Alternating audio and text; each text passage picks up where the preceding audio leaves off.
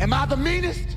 Pawn's drunk. Am I the prettiest? Pawn's drunk. Am I the baddest mofo low down around this time? Pawn's drunk. Well, who am I? Pawn's drunk. Who am I? Pawn's drunk. I can't hear you. Pawn's drunk. AKA Mr. Moonshine himself. Of Harlem.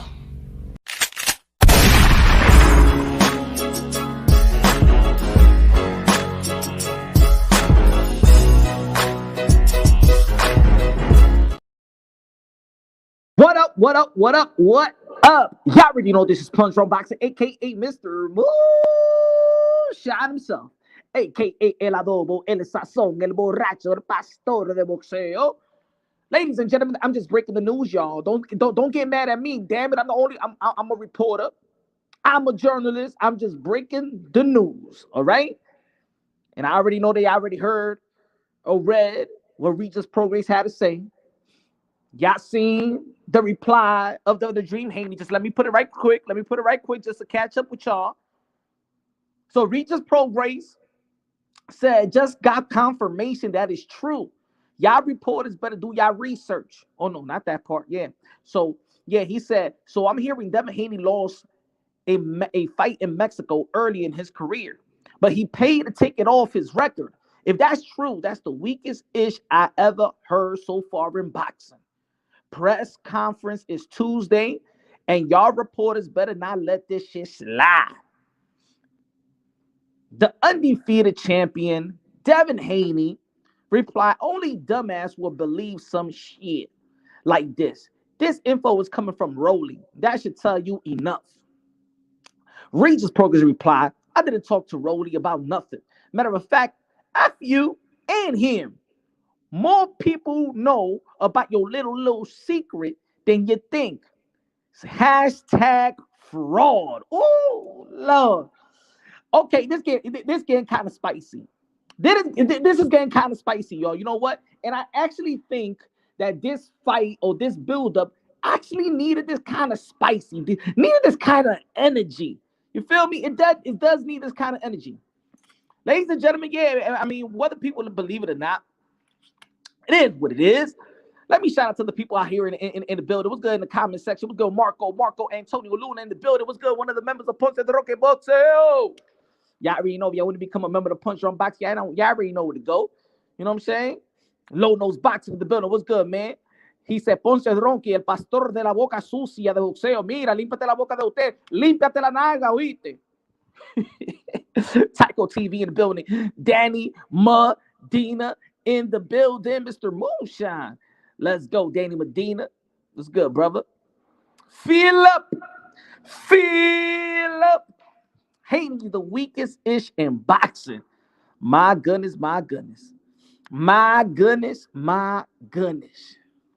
Ladies and gentlemen, let me tell you like this, man. For a person that's equipped enough to let y'all know certain things that go behind the scene in the business of boxing. For a person that also have helped sign several fighters, person knows, you know what I'm saying, I've dealt with promoters, I've dealt with managers and stuff like that. I read like contracts and things of that nature. Let me tell you like this, folks. And this is the side of the boxing that I really don't even want people to know. Hold on, give me a second.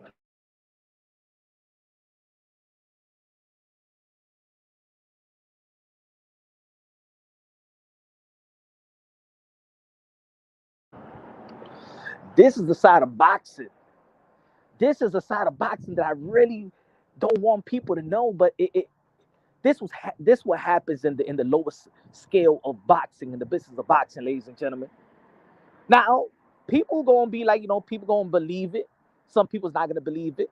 But I think 95% of the fans of boxing doesn't necessarily understand the business of boxing or what really goes down in building a fighter. I gotta be honest, y'all.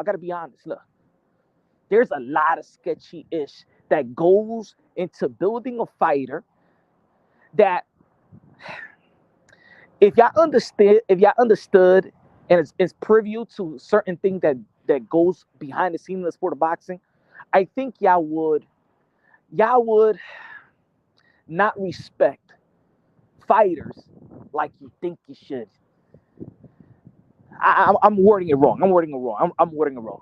Y'all won't really respect fighters the way they should be respected because, as you know, folks, there is a lot of manufactured fighters out there. That's just the reality of it. You know what I'm saying? Matter of fact, I'm not gonna say a lot of manufactured fighters. I'm gonna say some because not the whole about the rest of boxing is all about manufactured, but there is manufactured fighters out there. There is. That's the black eye. At the end of the day, it's business of boxing. Let me tell you like this: in the business of boxing, there's people in the business of boxing that don't know nothing about boxing. To be honest, I'm being perfectly honest with y'all. And I used to have these type of conversation with a couple of boxing heads. I'd be like, you know what, man? If people really understand the sport, I love boxing, y'all. I love boxing. But if people, there's certain things, man. There's certain things in boxing that I wish I never would have experienced or never would have witnessed, because I don't respect boxing like I used to respect boxing. I already know. Since day one, I've been modern day warriors, modern day gladiators, the one that put their life on the line for pure entertainment, and et cetera, et cetera. But I'm gonna tell you like this. Yo, there's been sketchy ish that I've seen.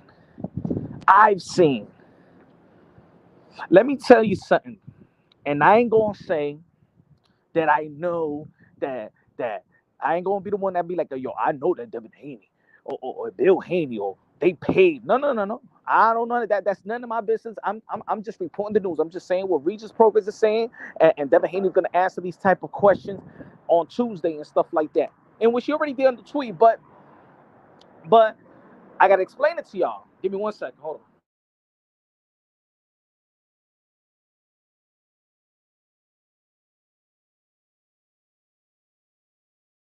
He said Haney blocking punch shows how soft he is. I don't think he knows his dad paid for the loss to be taken off. Just like he didn't know about the combo his dad had with Shakur. Just like he didn't know about the meeting that they were supposed to have with Top Rank after the Linares fight. So, hold on, give me a second. I'm just saying if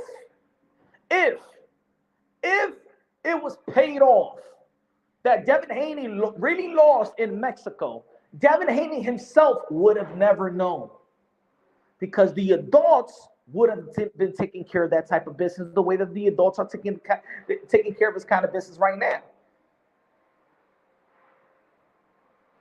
If it did happen, Devin Haney wouldn't never know that they take that. Oh, probably he'll know, but he wouldn't be the one that's paying people off, right? Philip in the building said, yo, he would know about the loss. He had to take the L. Meaning, I'm talking about the payoff. The payoff. Like, who paid it off? Oh, they just didn't show up. All right. Oh, nobody knows. Oh, I don't know.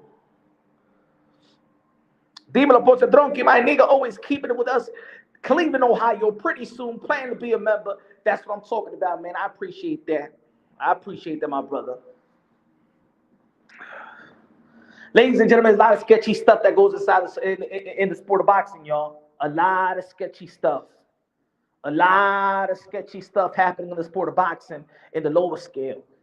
Like I said in the video before that I dropped earlier today, I seen people pay off other fighters when one fighter is coming out 20 pounds heavier. I seen the promoters and the commission let the shit rock. All right, let it pay him $300 and that's it. If he wants to continue fighting, just give him $300 in your purse. I seen it happen. Folks. I seen people take a dive. I seen people know that they're here to get taken out. If you give them an extra, man, look. Out there in Florida, I ain't gonna tell you what show. But out there in Florida, I know a guy that took a fall for $1,200. First round, pop, pop, pop, pop. That's it. Take a loss. Here's give me my $1,200. There are dudes, ladies and gentlemen. Let me tell you like this. Jackie Hernández, la reina de boxeo de los 5 pesos de Super Chari Chari Party Cake. Jackie con los 5 pesos. Jackie con los $5. Jackie con los 5 pesos. Jackie con los $5. ¡Ay! What's good, Jackie? Appreciate you, Jackie. This is the type of stuff that, to be honest, I don't like to really talk about. But I've seen it happen, y'all. How many times, ladies and gentlemen, how many times have you seen in your favorite fighter's resume, or maybe you're not even your favorite fighter, but how many times have you seen records like this in the sport of boxing? 5 wins, 17 losses. 16 wins, 47 losses. 15 wins, 55 losses. You never really you never noticed and never say, yo, who is these guys? I know you've seen it. As a matter of fact, Janovic yesterday for the fight. Go check his resume. As a matter of fact, check Kell Brooks' resume. As a matter of fact, check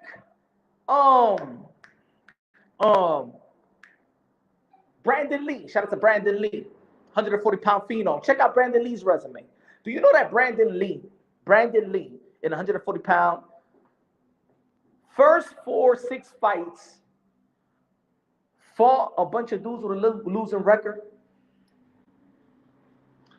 Y'all remember when Brandon Lee came to my channel? Remember when Brandon Lee came to the channel and stuff like that? And he was saying the stuff about Henry Garcia, Ryan Garcia's dad.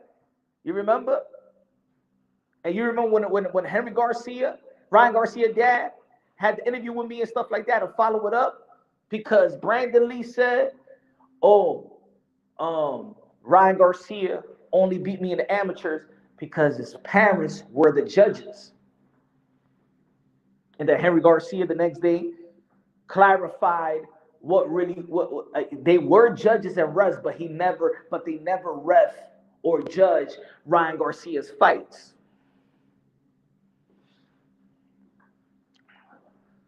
Now, his words against the other words and stuff like that. But I clarified that behind the scenes, and I actually rocking with what Henry Garcia had to say, because Brandon Lee didn't want that type of interview to be out there and told me to please take the interview out and stuff like that. But and that's why y'all ain't see the full interview. Right on the Storm in the building. What's good, Right on the Storm? Lolo's Boxing. ESPN removed Loma's loss to Salido. But that's network stuff. But you can see how they can manipulate stuff, right? They did that to Loma.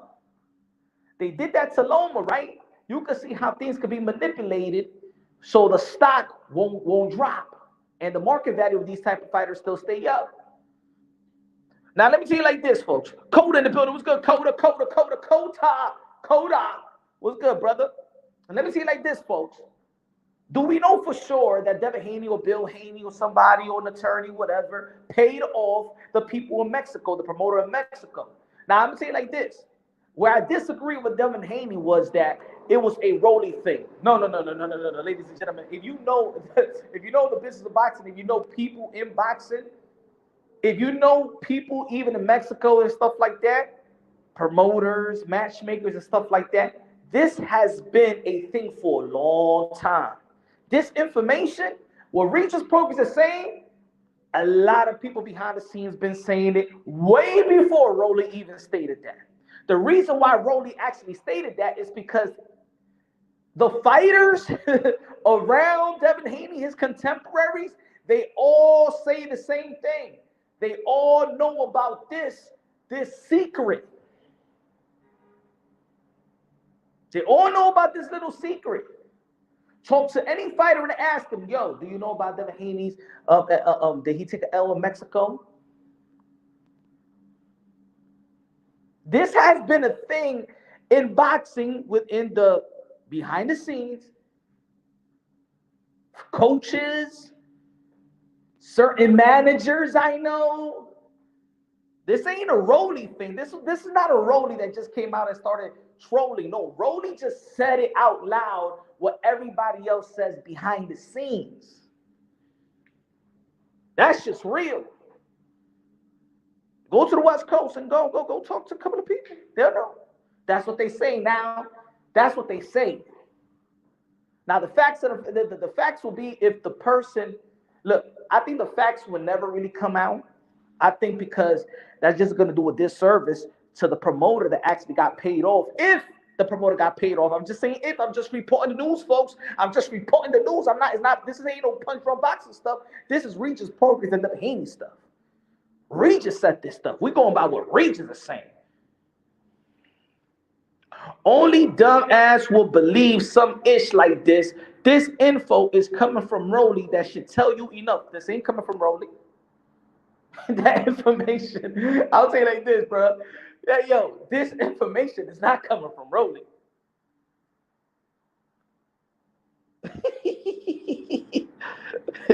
If they did an investigation and found this to be true, I'm curious to know what would happen to the Haneys. Nothing, because this is boxing.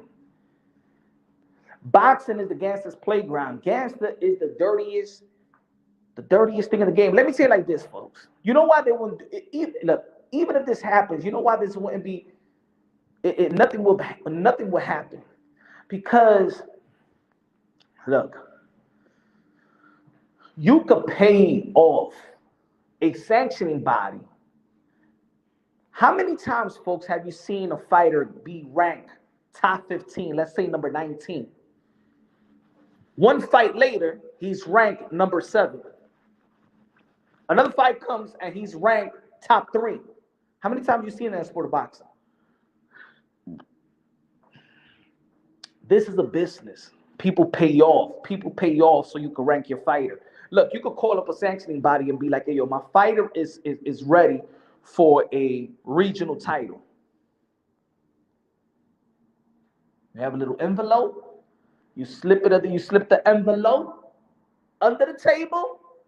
You get your fighter. You get him to fight the NAIA or you know what I'm saying, the regional titles, the international, the Caribbean WBA, the Caribbean WBC world title. Folks, this is business. And if you coming in with money in this business, you're going to be well off and in good position. Which brings us to the Haneys. The Haneys came into the sport of boxing with money. Yep. Now, this ain't just about the Haneys. This is, I'm letting y'all know the business side and how do you get your fighter in position, right? If you're a manager, you pay your fighter. In terms of, let's say, well, Bill Haney, and Bill Haney doesn't just, this is not Bill Haney, this is like every manager that signs a fighter, basically almost every manager, right? You're a manager, you sign your fighter. Now you're trying to build your fighter until he gets to a TV, right? So the protocols are get your fighter to a 10-0 record, 10-0, 11-0, 12-0. Then you start shopping him around for a TV spot, right? So he has a reputation of being exciting and knocking everybody else out, right? That's the hustle. The hustle is I'm going to pay my fighter and I'm going to pay his opponent. That's what the manager does. So a guy like, let's say, Bill Haney and other managers in the sport of boxing, I'm giving you an example. Bill Haney will pay his son $1,000 or $1,500, $1,200, right, in the beginning of his career. And he's going to pay an opponent. He's going to seek the opponent, pay the opponent, buy the slot of the promotional company. But how can you do it? Easy. Go to Mexico, right? That's why Devin Haney started his career in Mexico. It's easy. It's easy to spend your money there. Easy to build your fighter up. You're going to get one of those guys that's not even in the gym. Just get it, boom. I don't Mexicano. Hey, yo, here's $300, $500. You pay your son $800. Sometimes you pay the opponent more. Now, remember, you building your fighter. This ain't, you're not losing out the investment. This is basically almost every fighter, right? Dímelo, Charles Edward Cheese in the building. Queso, queso, queso, queso. ¿A dónde está el queso? ¿A dónde está el queso? Dímelo, queso. Charles Edward Cheese. Boom. Con los $100 a comprar gasolina de 93.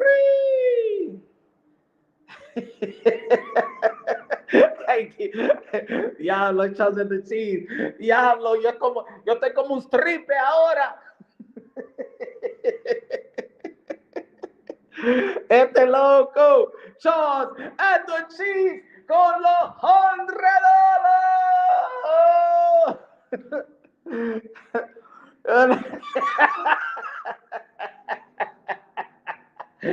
Ese tigre loco.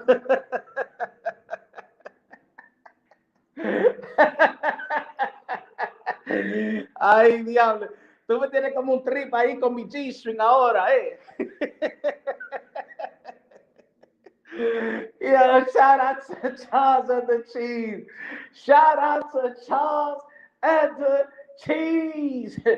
Queso, queso, queso. Ching, ching. God bless you, brother. Yeah, support. Pero Dios es bueno, ¿verdad? Dios es bueno, Dios es bueno. Jesús está pasando por aquí. Jesús está pasando por aquí.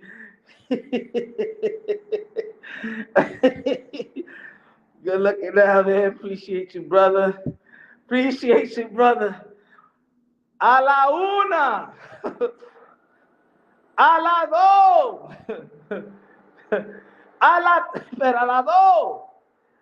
A la tres, $300. A la cuatro. A la cinco.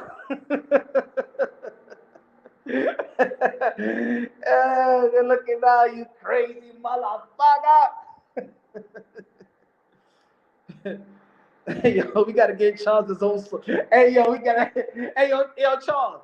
Dime, merengue, bachata, salsa, reggaeton, hip hop, reggae. We gotta make a song for Charles and the Cheese. That's it. Randy. Hold on.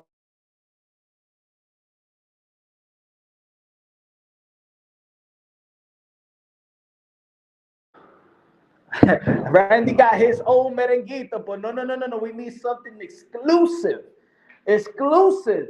Bad Bunny style, damn it. Jackie Hernandez said bachata. Ay, son las 5 de la mañana. Ah, ¿te gusta eso, Jackie, la bachatita? Ah. Shout out to Charles Edward Cheese.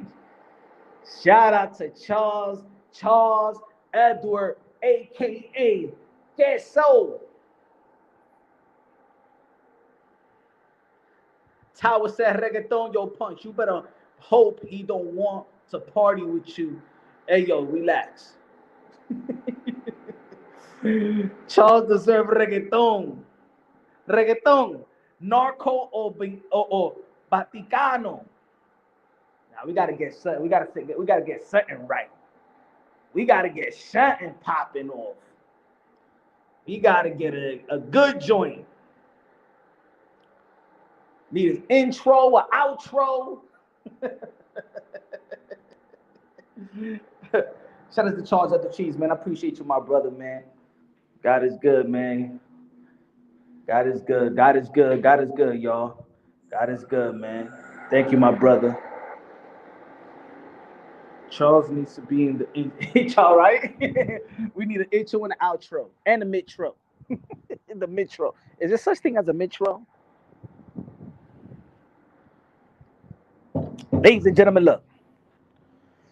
That's gonna create the type of buzz that I do actually believe that Devin Haney and Regis Prograis actually does need. They need this type of buzz because for real, you can see the two type of demeanors is actually, they don't really don't promote like that. Devin Haney is, he's like a nice guy. Even when he's talking shit, it just don't.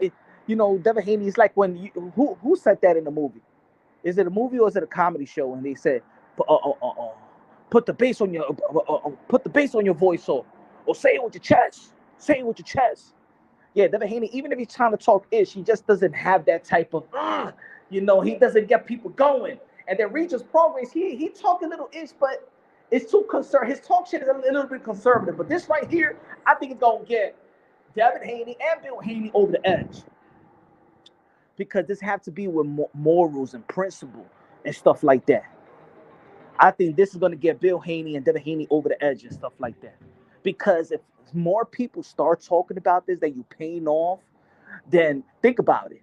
So on the build-up, because now Regis Prograis is making Devin Haney look like a manufactured fighter, a guy that paid off on the come up, and then a lot of people feel like his biggest win was actually a controversial win. You know what I'm saying? And then people are looking at the email champion. So how he got the email, and then when he petitioned for it, he got the title back. And then he lost in Mexico and he got paid off in Mexico. And then he beat Lomachenko, but it was controversy. It seems like, is Devin Haney a manufactured fighter? He got skills and talent, folks. I'm not gonna go with that, but I'm just saying that we're just reporting the news. We're going by what this fighter is saying about Devin Haney. The claims. Can Devin Haney sue Regis Prograis for this? I don't know. But you remember when this guy had a claim, what's his name? Blair Cobbs on Victor Ortiz. I'm sorry, on Virgil Ortiz. They made him apologize, or they were going to take him to court or sue him or something like that for defamation of character or something like that. Could Devin Haney sue Regis Prograis for defamation of character? But even though on his tweet, he's saying if it's true, but then he says he has confirmation of it. Let's not forget, he did say he got confirmation of it.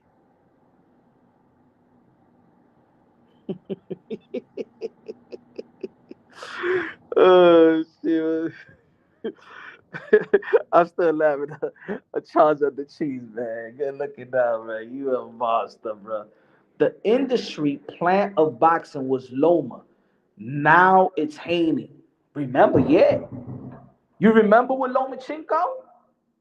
You remember with the Lomachenko when they tried to take his O away, right? They tried to take that Salido loss away with ESPN. So, ladies and gentlemen, if you're gullible, if people don't call it out, people can sweep these things under the rug. This was national TV. This is ESPN. This is the most credible sports network who try to fool the fans saying that Lomachenko was undefeated. This could happen in the larger scale, ladies and gentlemen. This could actually really happen. I'm not going to avoid it. I'm not going to say that, oh, yeah, Devin Haney paid off. I ain't going to say it. It's not my place to say it. I don't know the facts, but I know enough about the sport of boxing that it could be true. Ladies and gentlemen, don't be gullible. It can highly be true.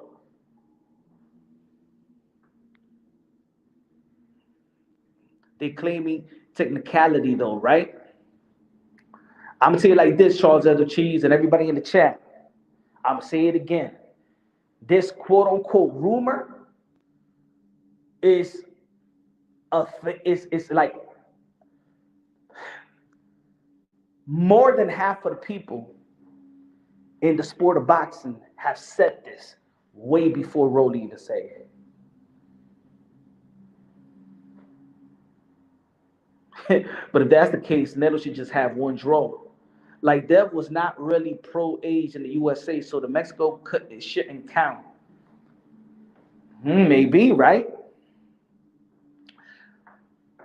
And look, again, I don't think that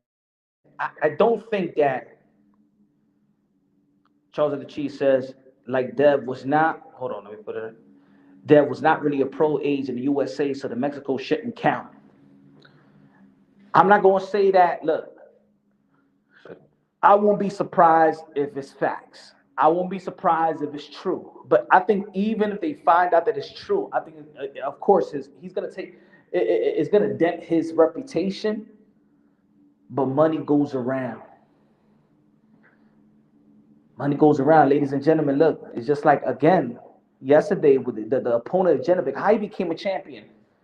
Genovic's opponent could have got beaten up by KSI. That's how easy that guy was.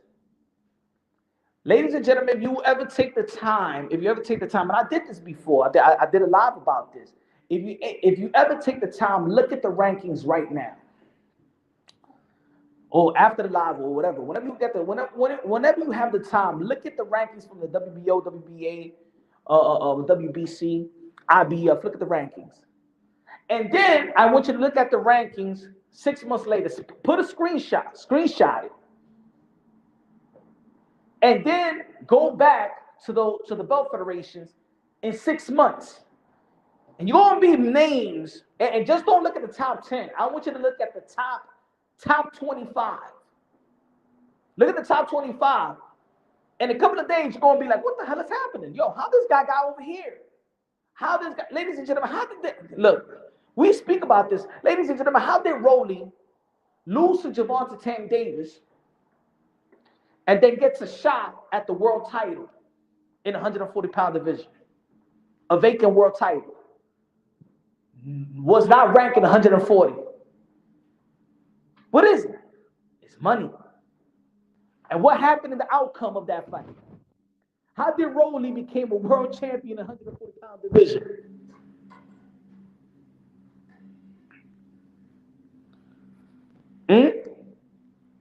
How did Rolly become a world champion in the 140-pound division after losing to Gervonta Tank Davis? Because if you're fighting for a vacant title, that means that the number one and the number two should be fighting for the vacant title. Am I right? Things are paid off in the sport of boxing. I'm going to tell you like this, ladies and gentlemen. If you want to know who is not a manufactured fighter and are the real deals, you have to, and I keep on saying this. I've been saying this for a long time. You have to follow the amateurs. You cannot be lazy and call yourself a hardcore boxing fan. If you really, really want to know who these fighters and if they're really, really good, follow them in the amateurs. See, this is why you think I say Tszyu Lopez, the captain of the generation, the commander-in-chief. If you look at Tszyu Lopez and what he did in the amateurs, in the amateurs, you can't fake it like that.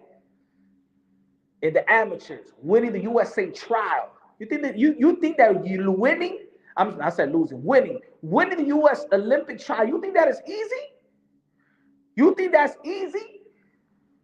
To win the USA Olympic trial is just as hard as any fight in the beginning of these professional careers. You think winning the Pan American game is easy? You think winning a gold medal is easy? Silver medalist? Just to be an Olympian is easy? Nah, it's not.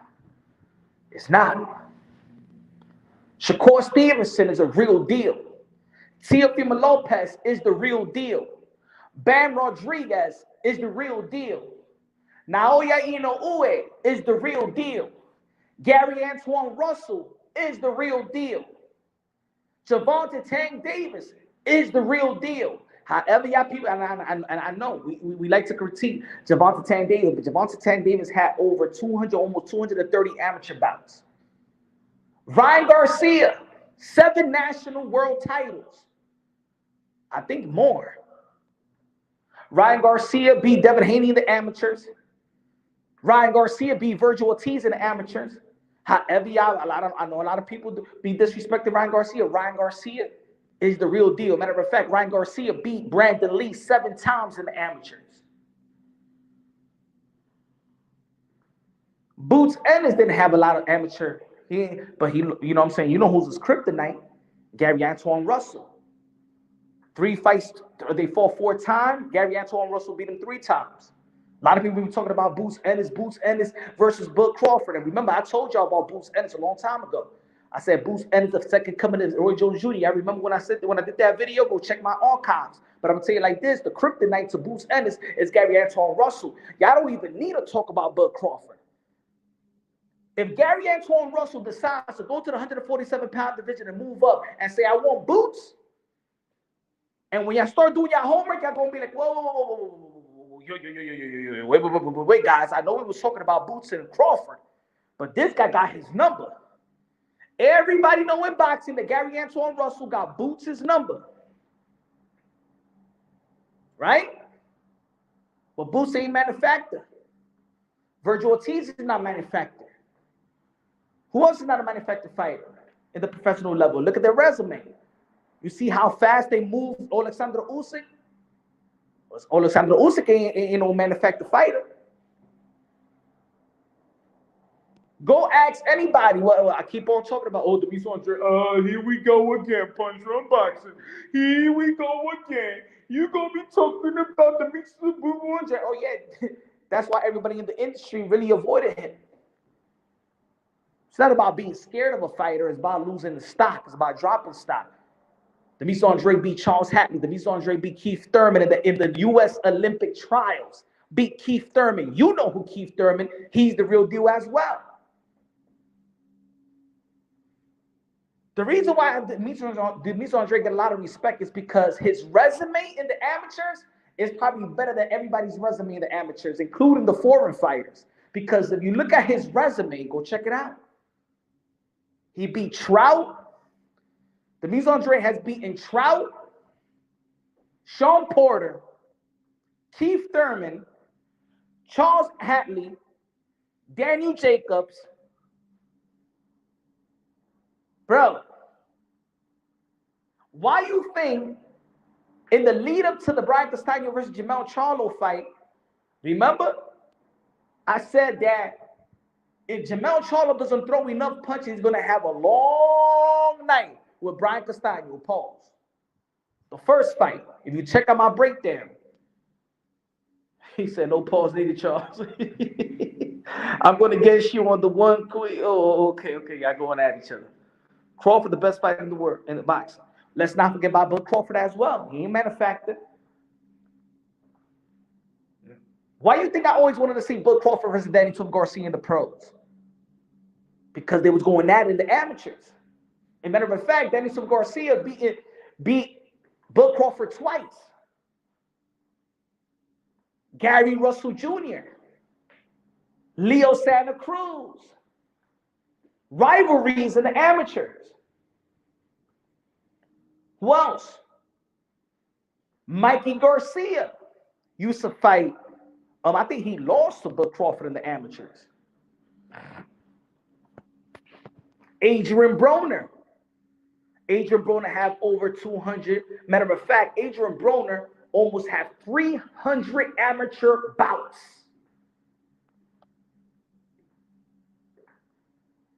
Adrian Broner almost clocked in as 300 amateur bouts.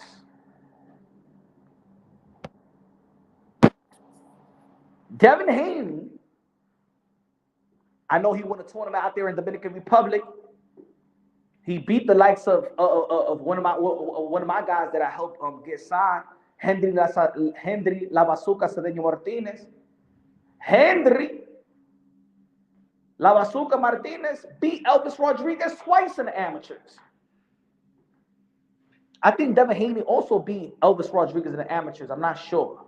But I know he took the tournament out there. He won the tournament in DR. I think when he was 14 years old.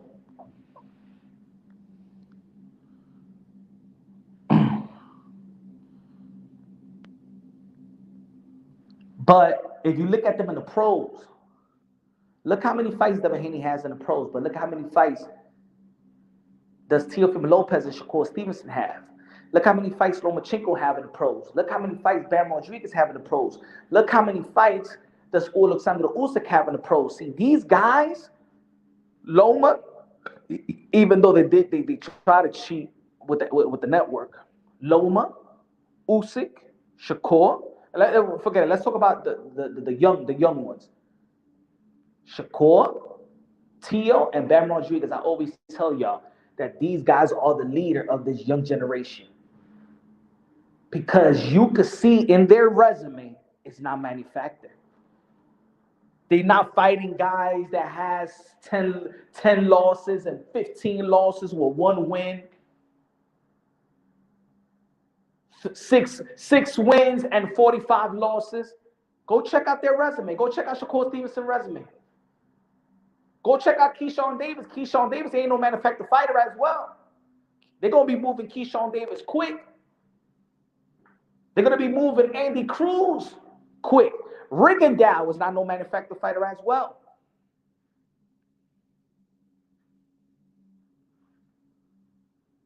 Ladies and gentlemen, the skill set that you see today, and one thing, and I put this on my Twitter, right? I put this on my Twitter. I said, why in boxing, especially the media and the networks, why do they always give props to the foreign fighters and their amateur career?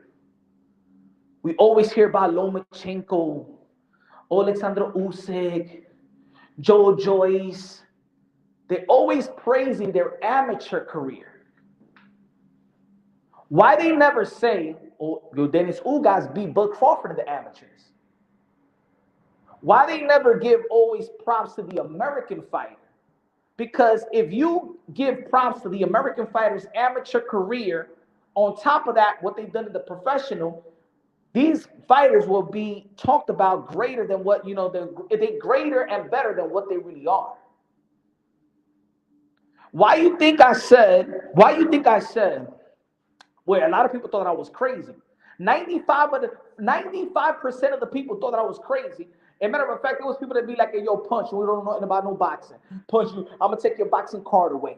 I had industry people telling me that I didn't even know what I'm talking about when I said, yo, Teofimo Lopez, they said the only way that Teofimo Lopez beat Lomachenko if he knocks him out. I said, what? Man, Teofimo Lopez is going to outbox Lomachenko. People thought I was crazy. Right? The people that was following me before, several years ago, when I predicted, I said that Teofimo Lopez, he ain't going to knock out. That's too easy. He's going to outbox Lomachenko. Hell no. He's too green. Hell no. Nah, he's too young. Hell no. He don't have the experience. I said, do you follow Teofimo Lopez in the amateurs? He wasn't this knockout artist. He wasn't Mike Tyson, Kid Dynamite, knocking everybody out. Teofimo Lopez was outboxing people, using the jab, using angles, he was doing incredible stuff in the amateurs. He was outboxing people. Matter of fact, Teofimo Lopez beat the only guy that beat Vasily Lomachenko in the amateurs. Yeah, they know that, right? The French guy. Teofimo Lopez beat the only guy that beat Vasily Lomachenko in the amateurs. Yo, Punch, why you say that he's going to outbox Lomachenko? Because he's a boxer. He's a world-class elite boxer. See, Teofimo Lopez knocking all these guys out in the beginning of his career is easier. Well, it's easier than what he was doing in the amateurs. He beat Malik Montgomery. Shout out to Malik Montgomery. Who else Teofimo Lopez beat in amateurs? Jermaine Ortiz. Well, there's people out there that feel like gave Lomachenko a run for his money that actually did better than Devin Haney versus Lomachenko.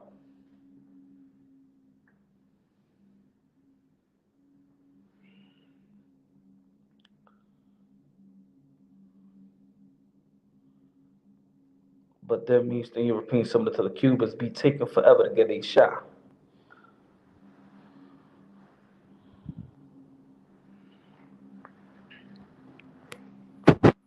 It's not strange what you're seeing from these young fighters. It's not strange that we're watching with this guy.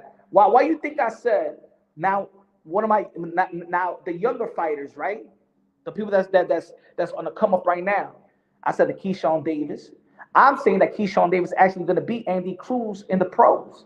I believe that Keyshawn Davis got more of a pro style than Andy Cruz. Andy Cruz, the point system, he does a lot of pity pat, and he's actually older than Keyshawn Davis. But I believe that Keyshawn Davis is going to beat him in the pros. Who's one of my favorite fighters? Also, that I keep on pumping it. People ain't talking about him right now, but your boy Mr. Moonshine already been talking about it for almost 2 years, right? Yeah, I've been talking about almost 3 years. Ben Whitaker, the Cassius Clay of the UK. Ben Whitaker, ladies and gentlemen, I'm gonna say it like this: Ben Whitaker, right now, will give Bivol a run for his money. Ooh, punch.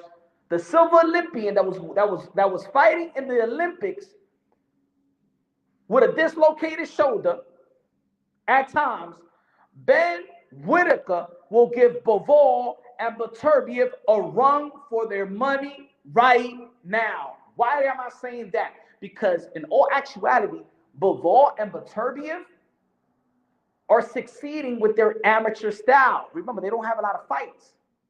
So really, they're still fresh off. They're still a fresh amateur style. Look, all these guys that we like, you know what I'm saying, that we praise right now, what they're doing, they're not, most of these guys ain't learning nothing new. They're taking that skill set that they've been successful in the amateurs into the pros. The pros is actually easier for guys like these guys because, remember, these are guys that was winning world tournaments, going to Russia already. Like a couple of Americans going to Russia, going to Germany. Like Tszyu Lopez, Shakur Stevens. All these guys been doing this. They'll be going all over the world already.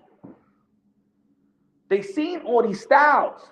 You see, when they be like, hey, yo, foreign fighters like Lomachenko, or when they be like, or some of the schools that they seen every style already. Guess what? Shakur Stevenson's seen every style already. Tszyu seen every style already.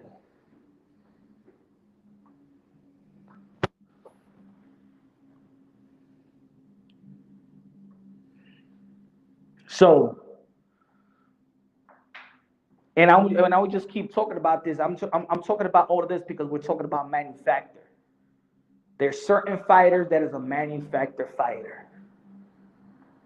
There's manufactured fighters out there. Rolly Romero is a manufactured fighter. I like Rolly, but he's manufactured. Who else is a manufactured fighter out there? Anybody in the chat?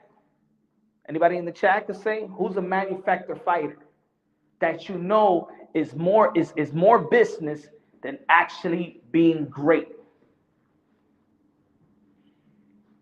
Who's a manufactured fighter? Let me see. Let me think. Not even Andy Ruiz. Andy Ruiz is Olympian. He's an Olympian. He's nice. Manufactured fighter. Munguia. Facts. He's a manufactured fighter. Munguia is a manufactured fighter. Facts.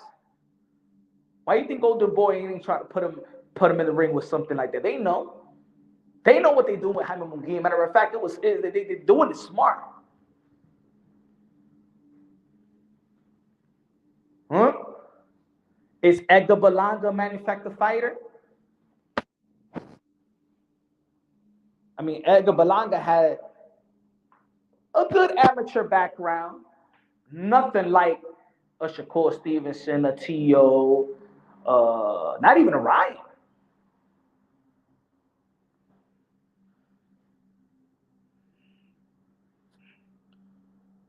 Lee Son in the building. Tank Davis? Nah, he's not. I mean, he's not. The thing is, you know what it is? I know more about Tank Davis because he's in the East Coast, right? So I follow more amateurs in the East Coast. You know what I'm saying? DC, Florida, New York, New Jersey, Philadelphia. You know what I'm saying? Baltimore. East Coast. That's why if you notice like fighters that I know or favorite fighters coming out from the amateurs and stuff like that, I didn't follow the West Coast like that. You know what I'm saying? I didn't follow Leo Santa Cruz like that, Mikey Garcia, like that. I didn't. But that's why we know about Tank. We know about Gary Russell. We know about Saddam Ali. Remember Saddam Ali? You know what I'm saying? We know about Demetrius Andre. We know about Keith von Tom Thurman. We know about I know a couple of Texans. Even in Texas, the man in Texas wasn't even none of the Charlo brothers. None of the Charlo brothers was the man in Texas. The man in Texas was actually Charles Hatley. He was the man in Texas. He was the guy. Out of everybody in Texas, he was supposed to be the guy. He's supposed to be what Earl Spence is. You know what I'm saying? He lost early in his career versus Jamel Charlo. You know what I'm saying? The same class as Regis Prograis. Regis Prograis was around that class. But even Regis Prograis wasn't. He needed to do his things in the pros as well.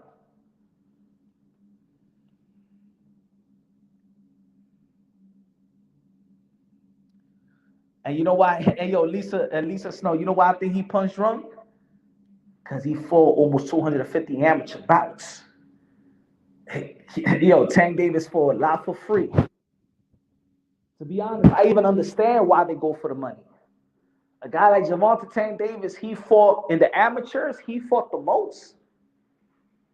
Out of Devin, Ryan, Shakur, Tszyu, Tank Davis fought in the amateurs the most.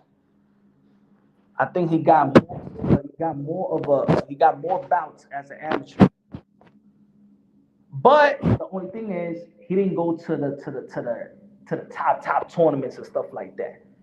And that's when, you know what I'm saying, you gotta give, like, he ain't win no Olympic trial and stuff like that. And you know, he went pro early in his career, him and Devin Haney and stuff like that. So they really didn't get the chance to really be at the top of their game at the amateur level.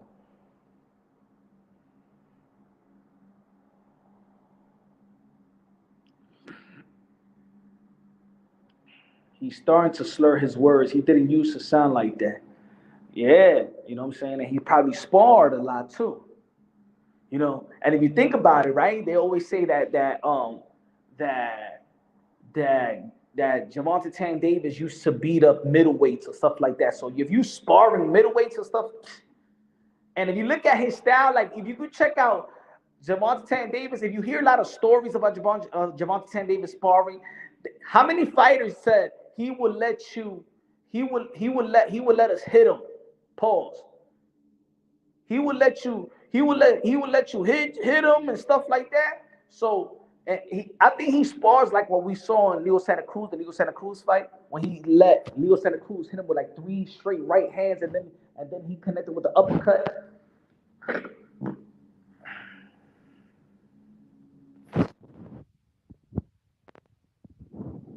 Jesus Garcia, good looking down. He said, salute, Punch. I appreciate you. Can't nothing but respect, brother, man. I appreciate you too, brother. Appreciate you to the fullest, man. Coda. He said, Ashton style was nasty. Abdullah Mason. Yeah. Him? Yeah, he's gonna be one of the next too. Yeah, Abdullah Mason. Yeah, I like that. Straight up Coda. Facts Coda. Abdullah Mason gonna be he gonna be special. It's few fighters I say special. I think he's gonna be special. I think he's really gonna be special. What about that guy, man? From Ukraine, but he took a loss in the amateurs, man. I forgot his name. I don't know how to pronounce it, but his first name is Alexander, but I forgot his last name. But him and the other guy, Buhai, something like that, from Russia. I don't know how to pronounce his name too. But those guys, that guy Alexander from the Ukraine, and the other guy, I think he already got like four wins. He's from Russia. He was doing this thing. He was knocking everybody out. But that dude, he's gonna be an exciting pro. I'm gonna get his last name. He was fighting in the middleweight in the Olympics. And he always had this rivalry with the Russian fighter and stuff like that. But He got a pro style, bro. He got a way more fan-friendly style than a Triple G.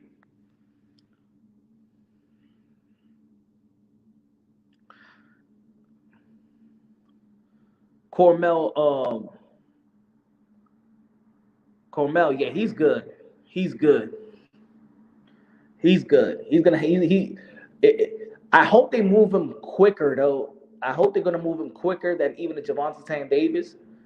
I just think he got too much skills. I think he got too much skills. They should move him up quick too.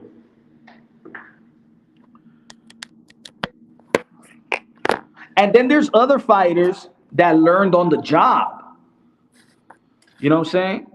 There's other fighters that learn on the job. Hold on, give me 1 second.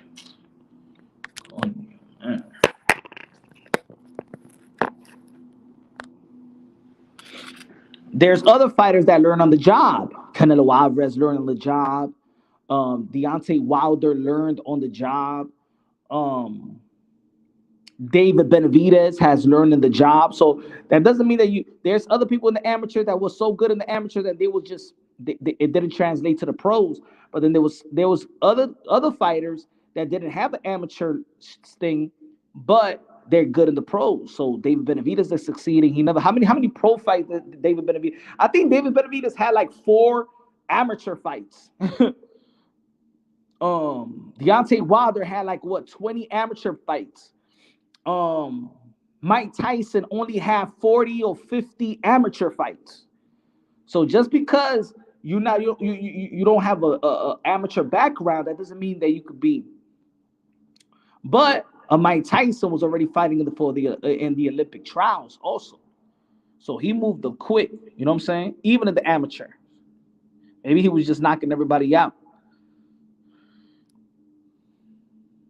I hope Matone comes to boxing not only for the bag, but legacy. Now, I think look, I think every fighter, most of the fighters, they take this as a sport. This is a sport to them. Yeah, it's competitive. I think the business of boxing, they make them think a certain way. They make them think about boxing. You know what I'm saying? And you can see that happens to a lot of fighters. I think it happened to Keith Thurman. That's why I've been so frustrated as a Keith Thurman fan, because I don't identify Keith Thurman anymore. Keith Thurman was ruthless, man. He was like all about boxing. He was all about being great. And now it's like he just want to get this little paycheck and probably just retire. He ain't getting it right now. He don't got a chip on his shoulder no more. He don't got that eye of the tiger. I think he could have been greater than what he was, but you know.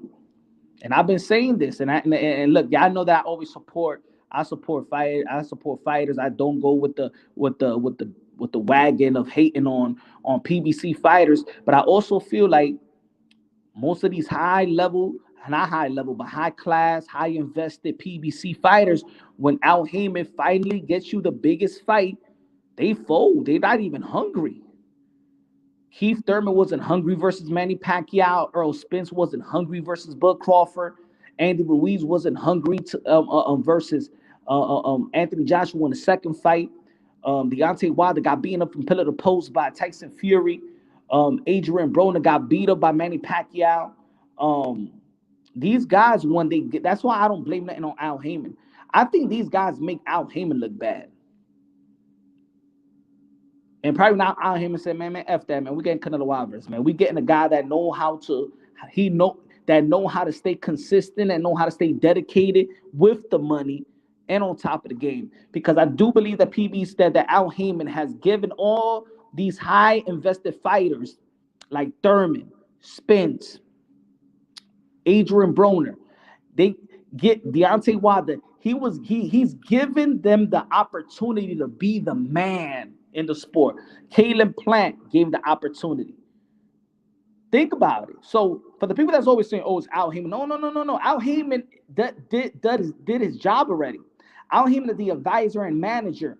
He put these guys in position not only to win the big one, pause, but if they would have won, they'll be they actually could have been the face of boxing. If Keith Thurman would have knocked out Manny Pacquiao, Could have been the face of boxing. Caleb Plant would have beat Canelo Alvarez. Could have been one of the face of boxing, I believe.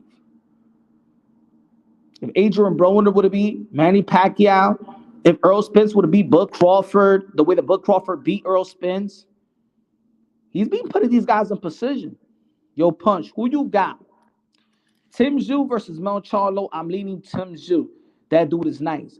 Yo, shout out to Tszyu. Like I said yesterday, shout out to Tszyu and his team. Y'all already know how I feel about boxing, and the primary issue in the sport of boxing is the inactivity. Tszyu and his team, shout out to No Limit Promotions. Shout out to Glenn Jennings. They have done a wonderful job with his career. He has fought three times this year. And one of the things that I admire about Tszyu and his team is that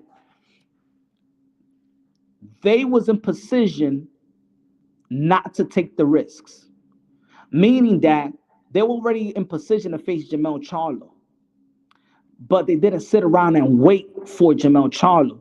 They risked it with Tony Harrison. They risked it again versus Carlos Ocampo, and they risked it again versus Brian Mendoza. I say 2 out of the 3 fights were fights where if Tszyu would have lost, he would have not end his career, but it would have stopped that hype, that momentum. He would have probably needed to rebuild himself right back in Australia. Tszyu's team is gutsy. They like taking risks, and I believe that their team believes in their fighter maybe more than any other team in the sport of boxing. I'm going to go on a limb and say it.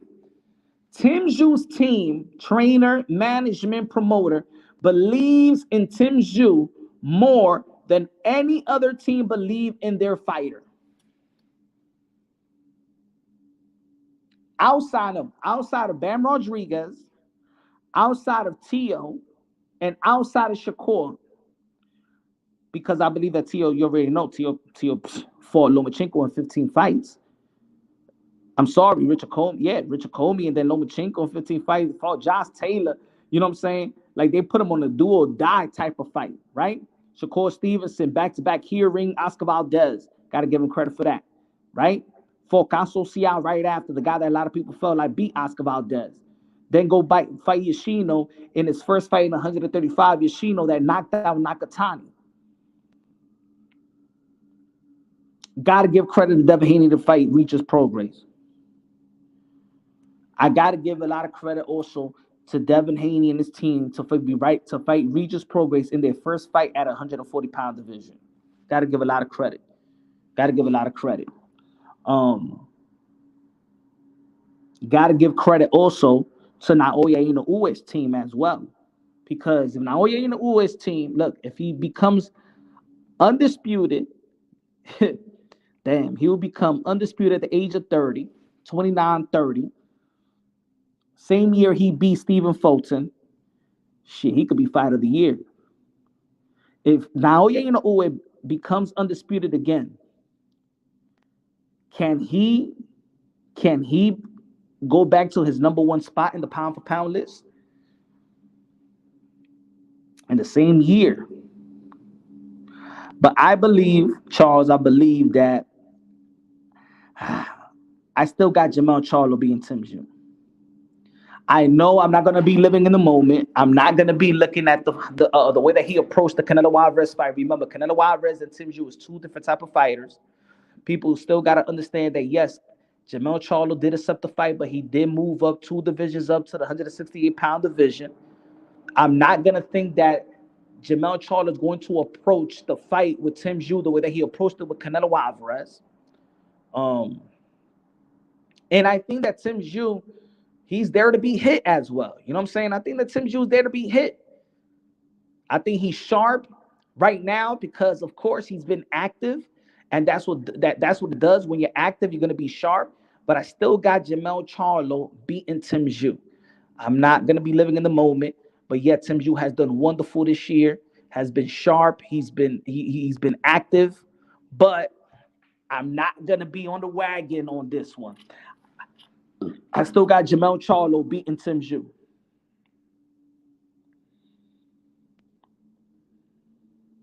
He's gonna be fighting next early next year, February. Lisa, she's your queen to be, a queen to be forever, a queen to live forever.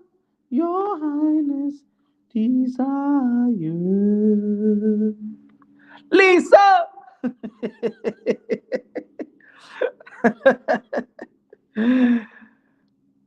That's good. How's everybody weekend so far, man? Man, it was raining a lot in New York City, man. It's been raining a lot this past month. For affection and the only. Hello, let me take this thing out the way, man. Regis Pro. Now I can't see. Now I can't wait to see the press conference now. Now I can't wait to see the press conference there now.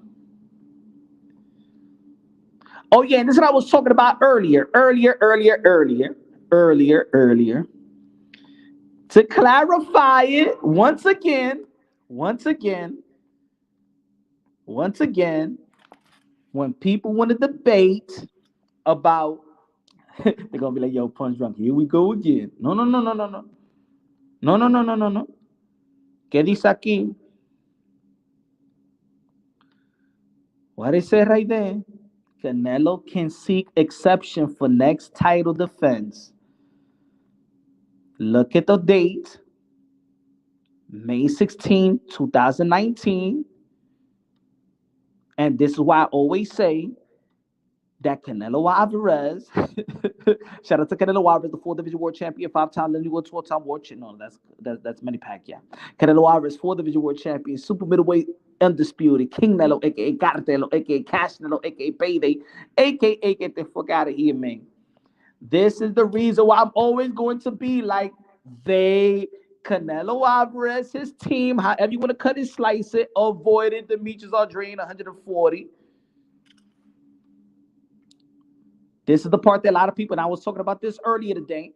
This is where the people really never want to go, never want to go to the facts. Only Punch Drunk Boxing always seeks the facts.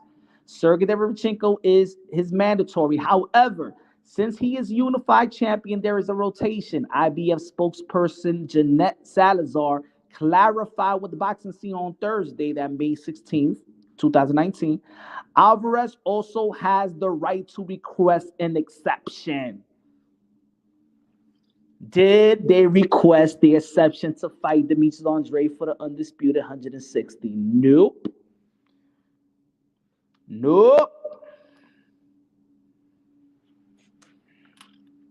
Did the IBF strip him for not fighting Derevchenko? Nobody could tell me he was afraid of Sergey, bro. No. Look what it says. This is what I've been saying. This is what I've been saying. And the narrative pushers never wanted to never want to talk about this. The IBF sent Sergey Derevchenko and Canelo Alvarez 2 letters, two notes, right? Canelo Alvarez and his team always knew that if they wanted to meet Andrade, they would just file the extension, which will trump the mandatory position. Remember, the purse bid never was ordered. What was ordered was for Sergey Derevchenko and Canelo Alvarez to negotiate. The purse bid was ordered a month and 3 weeks after the fight.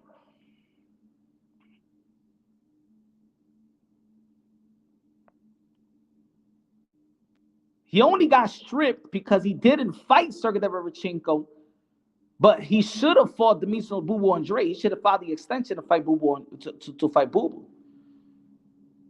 And that's why I always felt they never did. That's why the people be like, well, that Golden Boy didn't do it. But look at what the IBF said.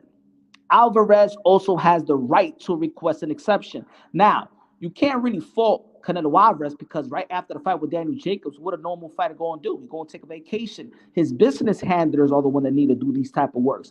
Eddie Reynoso, his manager, It's one is the one, and this is another thing. I like Eddie Reynoso, but Eddie Reynoso never took accountability for him for this. I think the Golden Boy Promotions, yeah, they were supposed to be responsible to petition for the fight because a promoter, a licensed promoter, is the only one to petition for these exceptions. Yet, Canelo Alvarez's manager, which was Eddie Reynoso, is supposed to notify his promoters to file the exception if they really wanted to fight for the undisputed. So in all actuality, Canelo Alvarez should have been mad at Eddie Reynoso. Remember, he's his manager as well. Also, I have to remember the beef. Remember how Canelo Alvarez got himself out of the contract with Golden Boy Promotions, and they said that Canelo that Oscar De La Hoya signed off on certain things that wasn't supposed to be that wasn't supposed to be signed or wasn't approved by Canelo Alvarez. Again, Eddie Reynoso is supposed to check out every contract that has to do with Canelo Alvarez. So I think that Eddie Reynoso, he wasn't slacking as a trainer, but you could tell by the decision that was made in the middleweight division and also in the recent with the zone that Eddie Reynoso hasn't really done or really been accountable for the mistakes he's done as a manager, not redlining the contracts, not overseeing certain things. That's on Eddie Reynoso's watch. Instead, he fought Kovalev right after, when he lost his title already, and he became 3 division world champion. You gotta give credit to Canelo Alvarez for not fighting a legacy fight.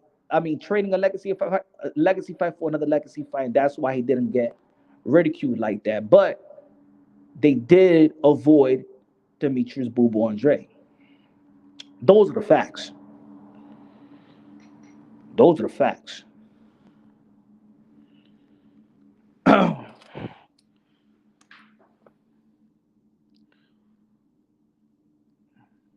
me see. Who y'all think is gonna win? To be honest, I still think that I don't know, man. I feel like Devin Haney might come up with the victory anyway versus Regis Prograis. And if Devin Haney beats him, I think Regis Pro is gonna look worse. You know what I'm saying? I think it's gonna be an extraordinary win, though. Like even his win was controversial with Lomachenko, but if he beats Lomachenko and Regis Prograis back to back,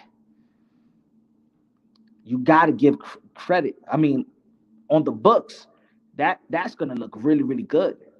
That looks really, really good in the resume.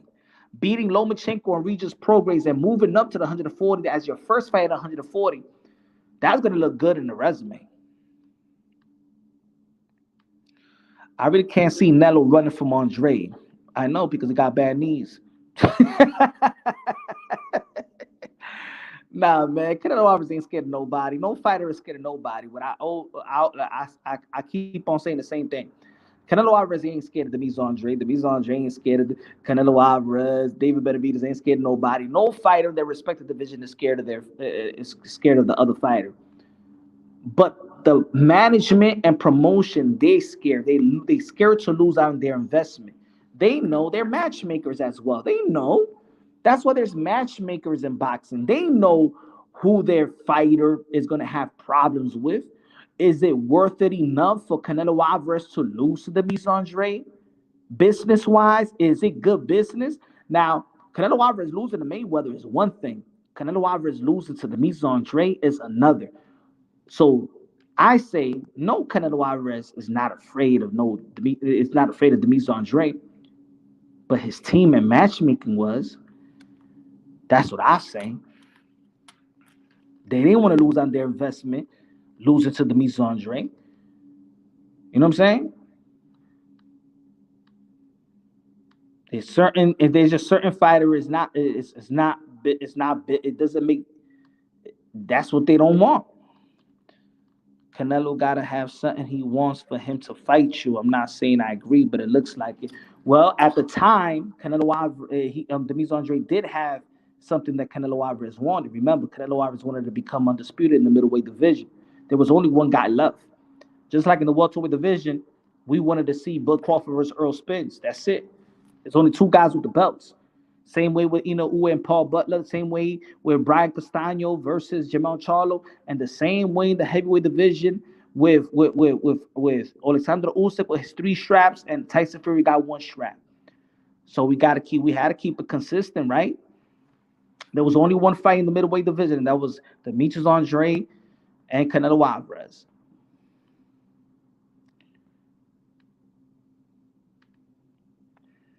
Now I think the beef really, I think the beef started really when Canelo Alvarez was stripped, because the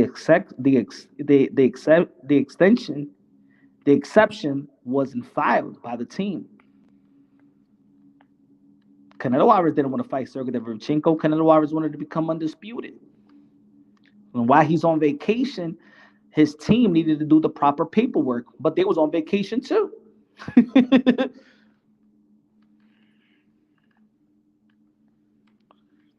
I got to go back to that one. But I really think that Canelo Alvarez really got tight at Golden Boy when he was being stripped.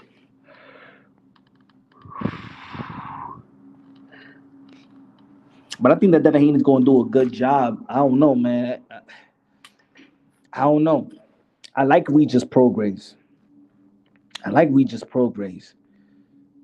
It's a good fight. I even think that Regis Prograis should be the favorite. But I don't know. I only see Regis Prograis doing good when he's in a firefight. I don't see Regis Prograis out like being a masterful outboxing somebody. And if he could get Devin Haney into a fight, Regis Prograis all the way. If he could get Devin Haney to a fight, if he could close the gap, if he could cut the ring off and stuff like that, and implement some shots, and could make it rugged and try to smother Devin Haney and just take away that mid range from him, that high mid range away from Devin the Dream Haney, and make him fight an inside fight. I think Regis Prograis will eat him up.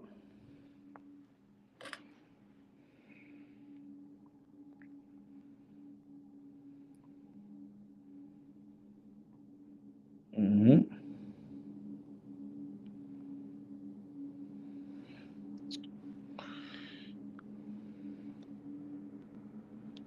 But yeah, man.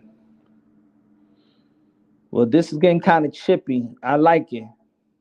Who are the undercards? To be honest, I don't even know. Maybe who's on the undercard, because I know the undercard of the David Benavidez and the Miz Andre. You know, Matias is going to be fighting. I think that Sergey Lipinets and Michel Rivera are going to be fighting. That would be good. That right there will be good. Michel Rivera, Sergey Lipinets. I mean, of course, you already know. Think about this. If we get Matias going to be fighting, right?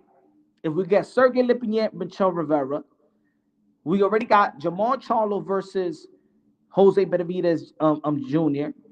And then the main event, that would be awesome right there. What a beautiful card that would be. That's a beautiful card. That's a beautiful pay-per-view right there. David Benavidez versus Demetrius Andre as the main event. On the code, you got Jamal Charlo back in the ring versus Jose Benavidez Jr. Then you got Matias, the monster at 140. And then you got Sergey Lipinets versus Michel Rivera. Wow. What a card. Showtime is doing a wonderful job.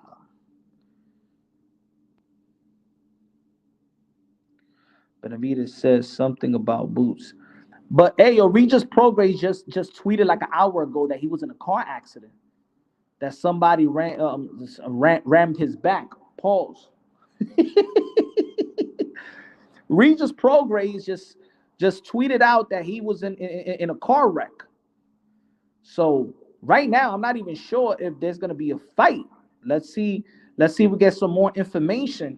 Regis Prograis just been in a car wreck. Yeah, that's what he tweeted. He tweeted that like an hour ago. I even forgot to load up the tweet. But yeah, man, Regis Prograis got in a car wreck. He tweeted that out. He said, I just got in a car wreck right now. Like an hour ago. So hopefully he's healthy. Hopefully he's all right. Um, hopefully they don't postpone the fight. Coda said, what? Yeah, that's what Regis Progress tweeted. That's what Regis Progress tweeted. Let me see if I can get it for you. Let me see. Hold on. Give me 1 second. 1 second.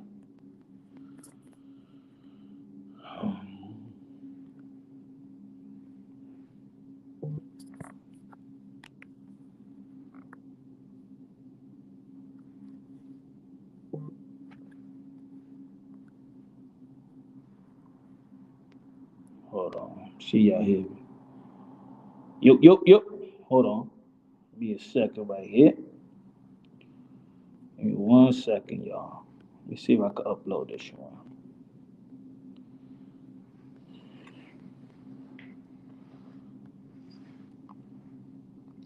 This is Regis Progress 3 hours ago. I'm sorry. Just got in a wreck. Somebody just ran into the back of me. That's what he tweeted 3 hours ago. This is Regis Progress. Just got in a wreck. Somebody just ran into the back of me. So I don't know how serious is the wreck. I mean, he tweeted it, so maybe he's not really that bad. Maybe whiplash or something like that. That's how you say it, whiplash, whip glass. Well, how you say it? Whiplash, something like that. Hopefully he don't get that. Well, nobody has been reporting it so far, and I wanted to see if he was gonna keep tweeting about it, or if an article would have came out or something like that. But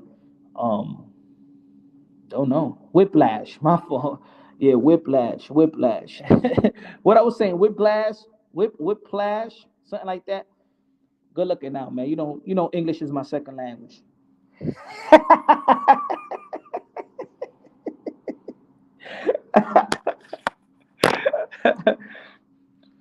Que esa cosa que whiplash, esa vaina así que un carro me dio, whiplash right here, no good in my neck, in the head. I don't want to fight no more.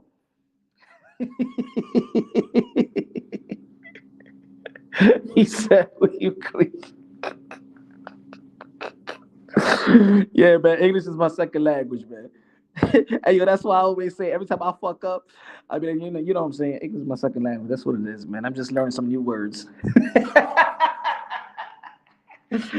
Don't let me talking fast fool you.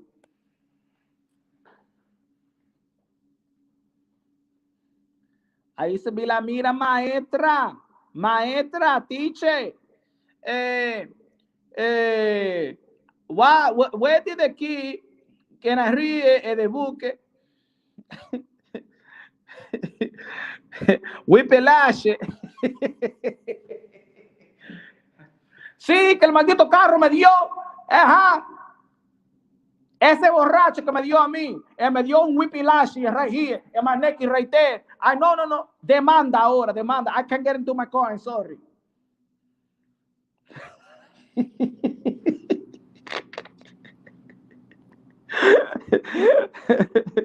No se rían. What funny, police? What happened? Why are you laughing? Sorry, sir. It's just the way that you say. What happened? Why you laughing, officer? You didn't see the car? He hit me right here in the back, and they give me the whiplash and in the neck, and Yanni ranking and something like that. Okay? I don't have the jaw like a Canelo Alvarez. Okay?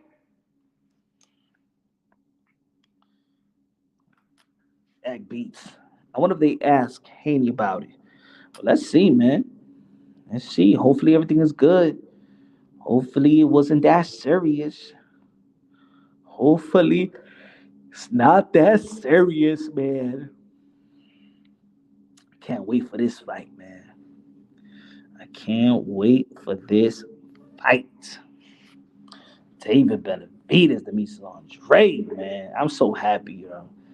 I'm so happy, my boy getting a fight, getting the opportunity to show his greatness. Let's go. Bring on Regis live to hear about it, the scandal. Hey, I'm trying to get the interview with Regis Prograis, man. Let me see if he answers me back, man. Hopefully. He said, bet everything on Andre, man. I ain't betting on boxing, man. Fam. He said, fam, I was once rear-ended. Hey, yo, pause. He said somebody, and no lie, it happened to be an old dude on oxygen mask. Hey, yo, pause, son. Damn, Charles and the Cheese gonna let old dudes rear-end you like that? Damn, man, pause that, bro. He said, man, fam, I was once rear-ended somebody, had no lie happened to me, old dude with the oxygen mask. Damn, an old dude like that, his people still up.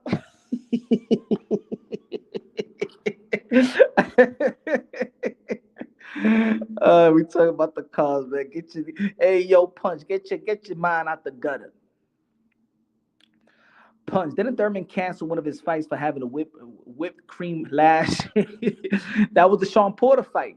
That was the Sean Porter. Remember, the Sean Porter and Keith Thurman was supposed to what was supposed to happen earlier, but then he got into a car accident racing in his Shelby.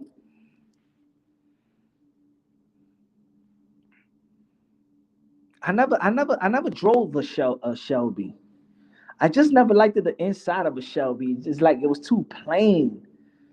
I had a Camaro, man. I miss my Camaro, but it was either the Camaro or Shelby, and I don't know. I just didn't like the inside of a Shelby. But I never drove one. I want to drive a Shelby. I want to know how is it. I want to see. I want to see what's the difference. You know, I've test drive the Hellcat. I like the Hellcat. I don't know. I'm a Dodge guy too, man. I like my Dodge Durango. Yeah, I like just you know what I'm saying. I like a Dodge. You know what? I like American cars. So one thing I like people always be like, I like my German cars. I like American cars, you know what I'm saying? And it's cheaper to fix.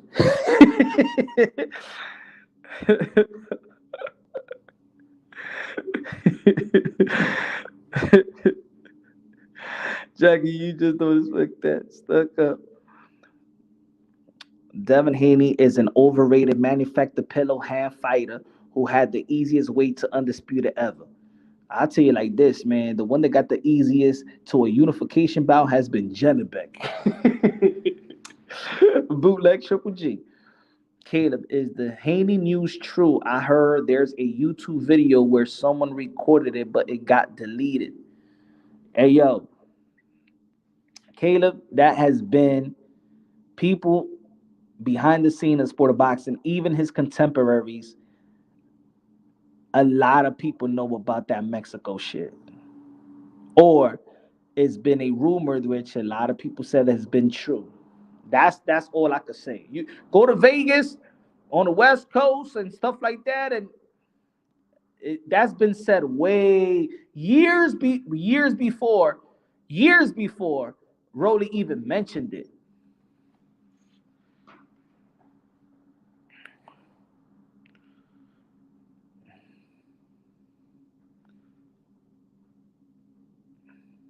¿Qué está pasando? ¿Qué está molestando a la reina de boxeo, Jackie Hernández?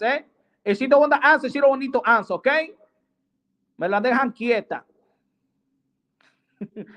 I'm going for self-improvement and back as a Joker 2.0. Have a Ferrari soon. Yeah, man. I don't know. To be like, yo, well, you don't get an electric car, man. I'm not there yet, man. I'm not there yet. I'm not there with the electric stuff, man. Just I'm still with the gasoline, man. Get the videotape punch and broadcast it. Yo, if I get that videotape, shit. Woo boy. Yeah. I saw that shit with TMZ.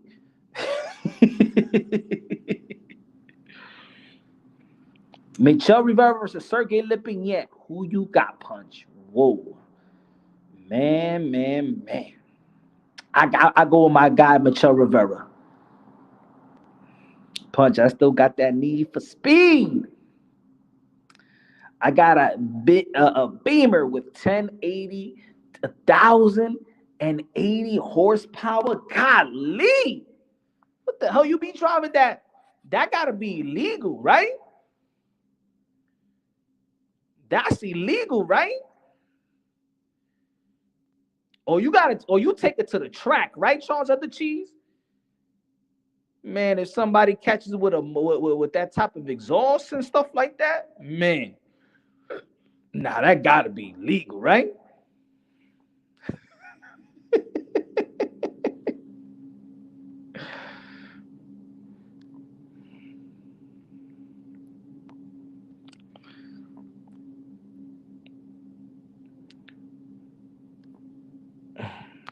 I mean, I just had a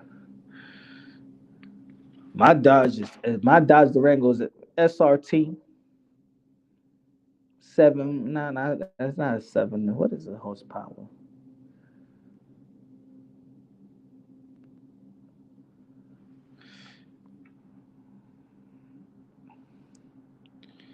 Not that gotta be illegal though.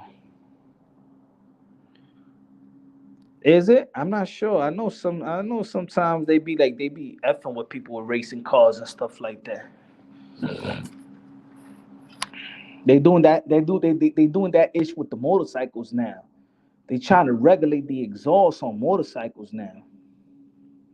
That's whack. So now if you change your exhaust, you automatically gonna fail your inspections with the motorcycle, and they passing the law in the end of the year. That shit is whack.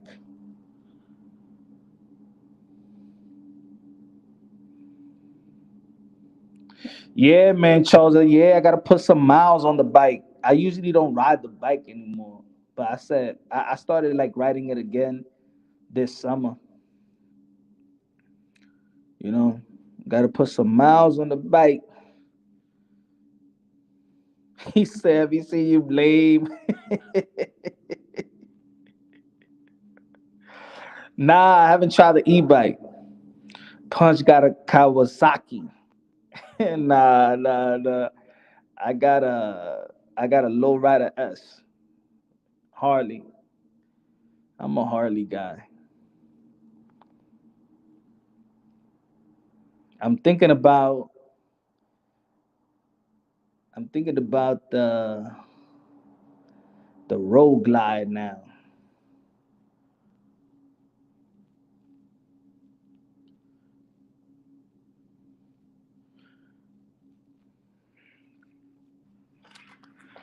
But that's wag, no modification. They trying to dead the modifications on bike now. So basically now you're gonna now they force you to just go full blown ride illegal bikes now. Nah, lame at the band on modification. Yeah, that shit is whack. That's gonna be I think it's this year they changing the laws. That's why when you buy your bike, you get the stock exhaust and stuff like that. I'm getting a new exhaust. I'm putting it Vans and Hans. I'll probably get Vans and Hans before I just leave it in the garage for the whole winter. I want to do it right before because I don't want to be rushing and then do it when it's springtime and then everybody gonna be taking their bikes to the mechanic and it gets hectic, right? Taking your bike to the mechanic on the springtime because that's when everybody take their bike from the garage or storage, and everybody's taking the batteries. Everybody taking everything, their bike. So then they all booked up. So I'd rather do all that motorcycle bike stuff, modifications or fixing shit in the winter when nobody want to take their bike. In New York City, ain't nobody want to try to take their bike there.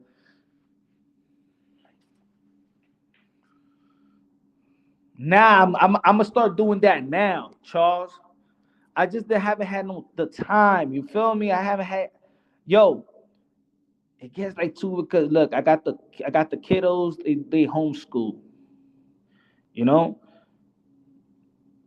it's like I even got to do things around the house. You feel me?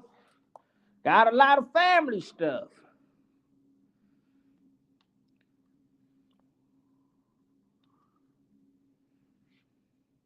Hopefully, my bro got a parole hearing this December. I'm praying that they let my big brother out. Let's see. He got a parole hearing December. He got his degree. You know what I'm saying? Happy for my brother. He got his degree, got his bachelor's degree, and hopefully, man, they let this man out, man. I'm a great mechanic. I fix cars all the time. That's what's up, Chuck. I'm lazy with the mechanic stuff. Gosh, a good mechanic is like a fucking saint, bruh. Yeah, man. Once you're a good mechanic, man, then you could go wrong. That's why I even tell my son. My son be cutting hair now, right? I'm like, yo, you always gonna have a job for life. Especially when you go to college, you go to the dorms, man, and you can, man, just you could just cut the basketball teams because my son played ball and he already know how to cut hair. So hey, I said, man, you got a job for life. Those are certain trades where you have a job for life. Mechanic, barber, plumber. It's funny the hard labor jobs are the most important jobs. They're the one that should be getting paid the most. You know what I'm saying? Think about it. When the pandemic happened, who was the only people that was working? Right? The essential workers. Then it opens up again, and people forget about the people that was actually working, the nurses, the hospital people. You know what I'm saying? The real the real work. College is a scam.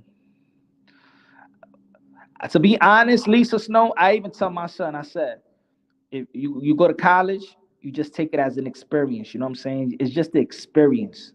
You're gonna be around a lot of people. The thing about college where it's fun is because you're with a bunch of people that, you know what I'm saying, is like it's your first time being away with no responsibility, but just do your schoolwork, but you're away from your folks, right?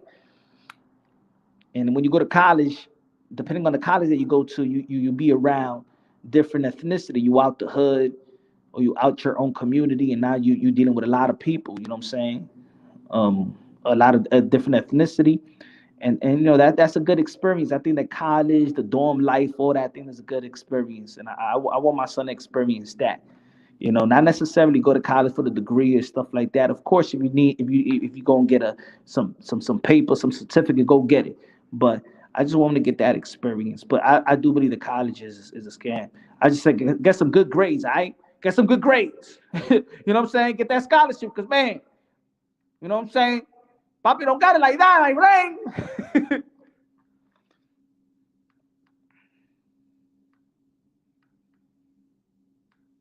Facts.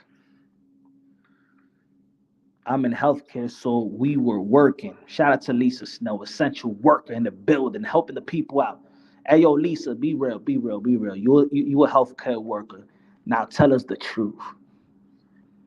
Is COVID real? Come on, Lisa. Tell us the truth. Tell us the truth, Lisa. Tell us the truth, Lisa. You on healthcare. Tell us the truth. Is COVID real? Was COVID real? Do you had to go through little protocols and shit like that?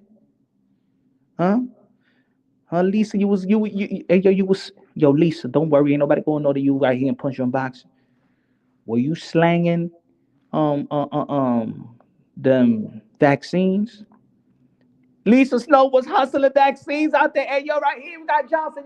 I got Johnson right here. Got Johnson right here.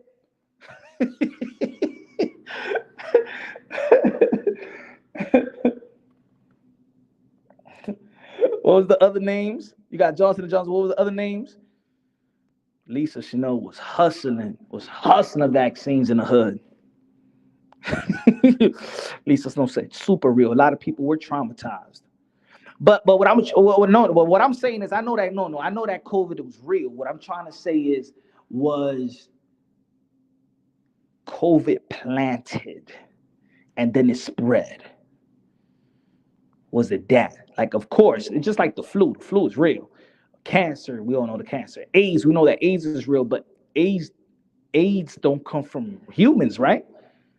That was just planted, and then that's it. It got into one human, and now the whole human race can get it.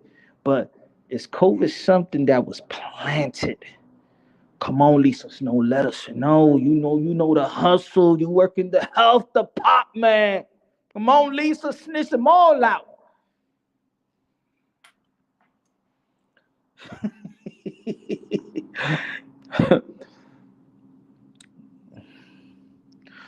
Didn't cash him and felt guilty. But what time, no traffic in LA. I don't miss the sickness, the deaths, but man, open roads in Cali was amazing.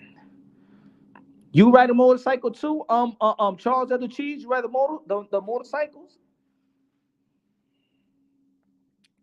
I'm not sure. I got out of the military after it started. Lisa's not the one to come on, Lisa. Tell us, come on, let's get into the hustle, Lisa. He said, man, I wish. Come on, Charles at the Cheese. Get that Harley, man. Get that road glide. That road glide. I fell a couple of times and got scared. Maybe you was trying to rush into it, brother. Maybe you was trying to rush into it, you know? I know how it is, changing the gears, the clutch, and stuff like that. But nah, man. You could do it, Charles at the Cheese. Get back. Come on. You going to fall down and you ain't going to get back up, Charles? That's what you're trying to say, Charles? That you fell off the bike, but you ain't trying to get back up? Punch, please. Say who is la reina del boxeo, Jackie Hernandez. Jackie, la reina del boxeo.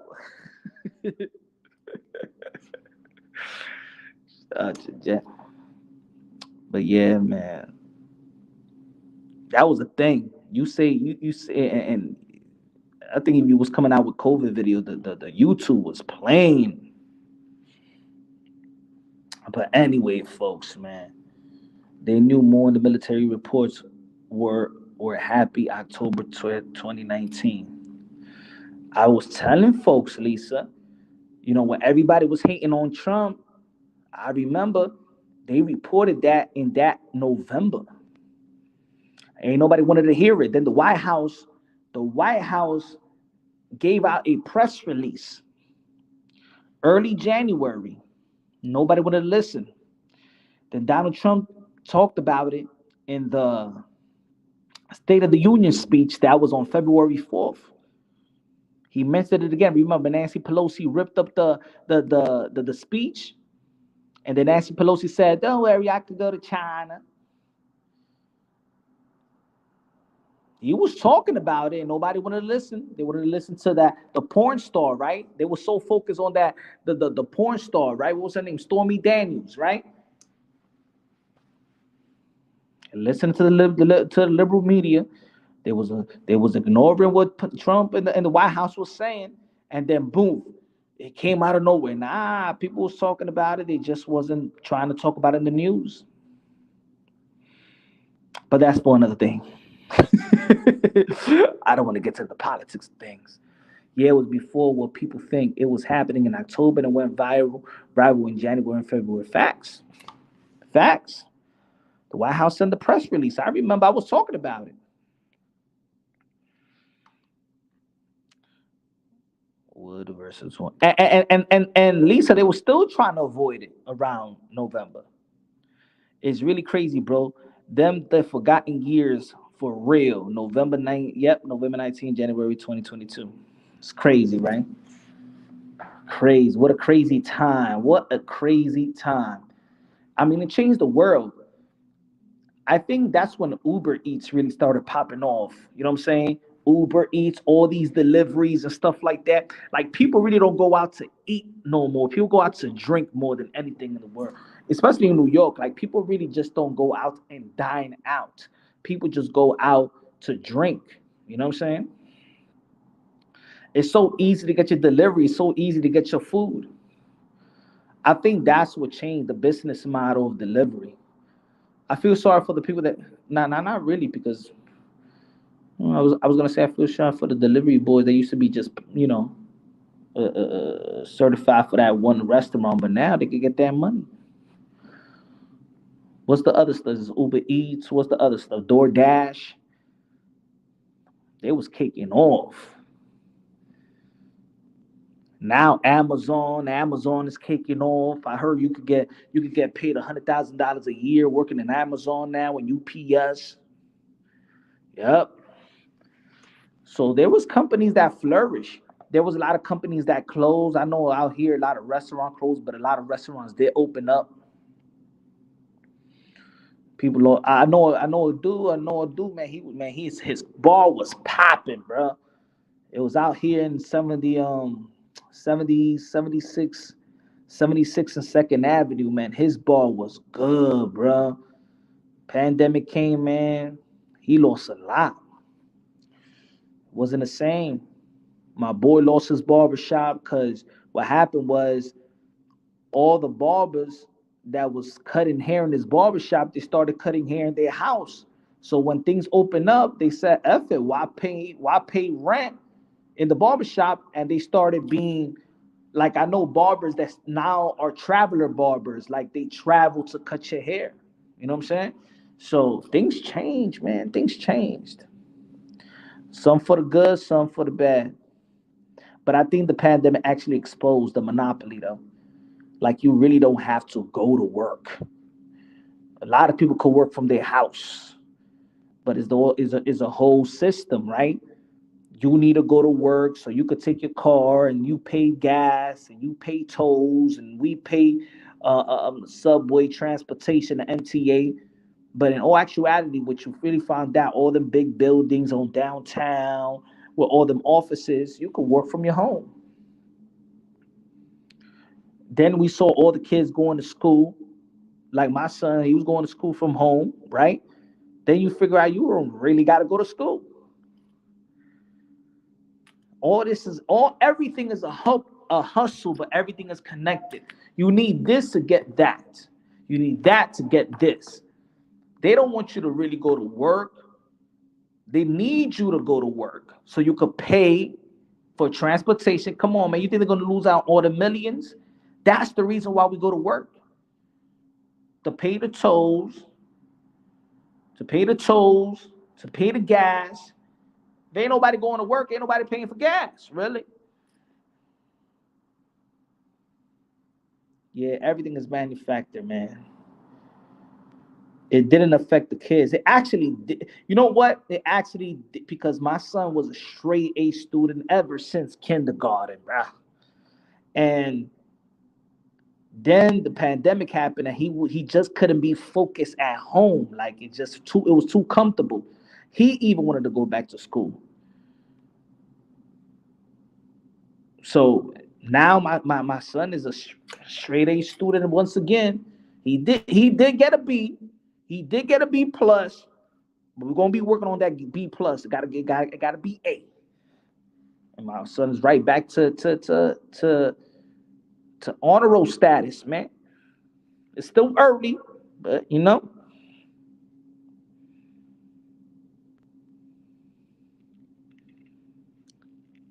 you guys have any of these Instacart or Uber Eats? Will you?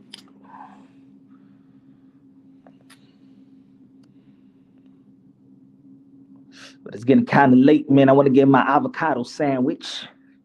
My avocado sandwich. You know what I'm saying? With tomatoes, onions, a little pico de gallo, a little bit of mayo. Feel me? The avocado sandwich. Give me a juice. Beets, greens.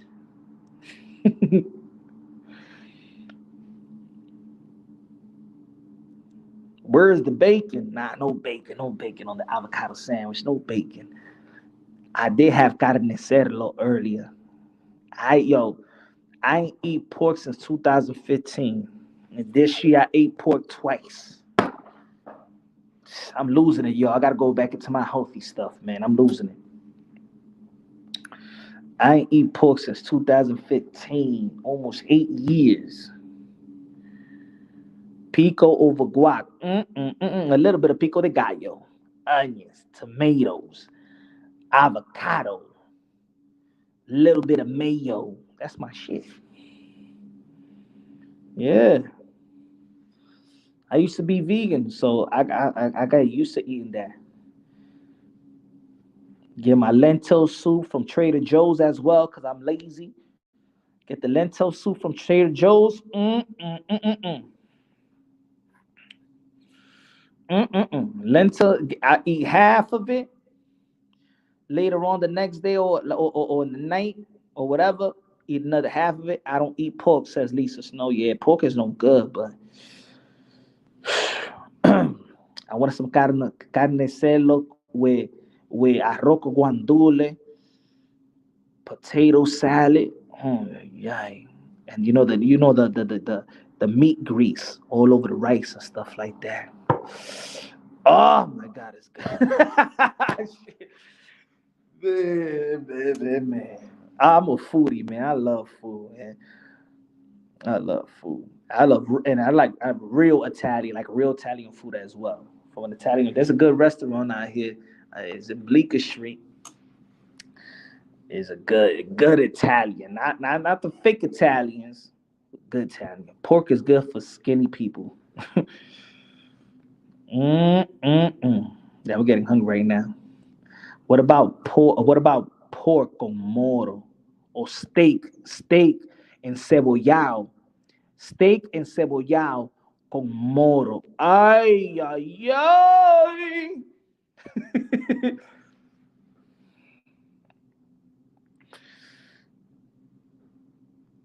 Yeah, she was in the army, so she was living all over the place. Italy has the best food. I say,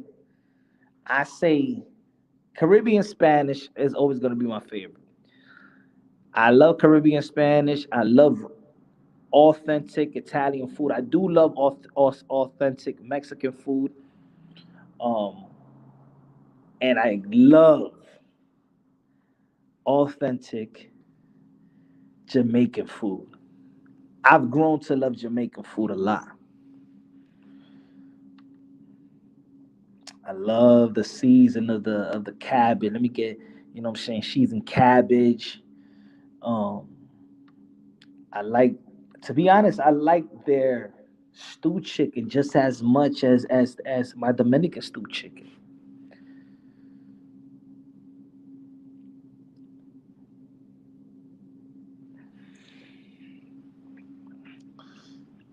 Or the best Dominican dishes.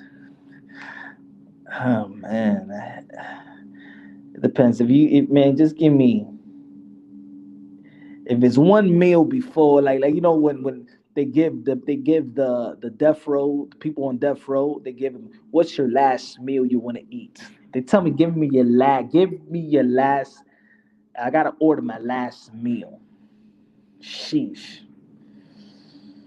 I don't even know what to call it, but there's this dish in this Italian restaurant. I forgot the name of it. I just know how to point it. I forgot the name of it. I just be like, give me that. But it has some roasted pork in it, right? Give me that on the side. I want my mom's potato salad. She makes the best potato salad with my grandmother's moro, with my neighbor's carne cerdo, with my aunt's macaroni salad with tuna in it. Mm.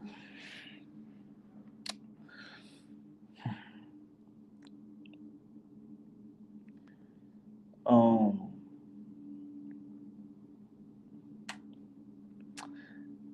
my chicken, my stewed chicken, my carne, pollo guisado. I think I make the best pollo guisado. I do myself the pollo guisado,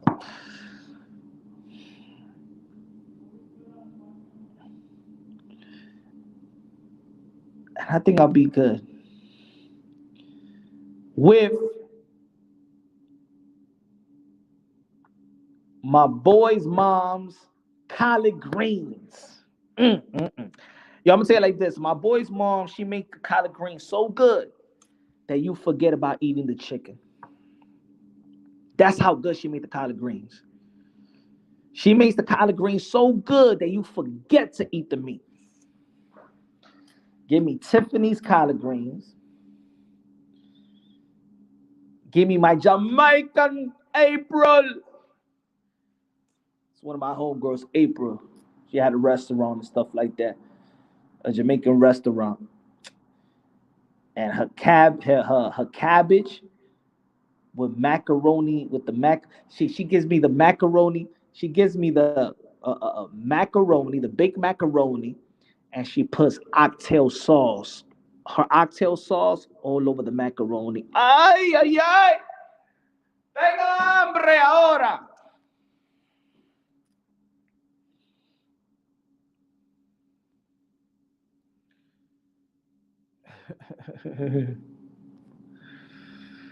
Man. Thanksgiving gonna be good this year, man. Thanksgiving gonna be good. I want my Thanksgiving to be a mixture of Caribbean Spanish food, Jamaican food, and Italian food.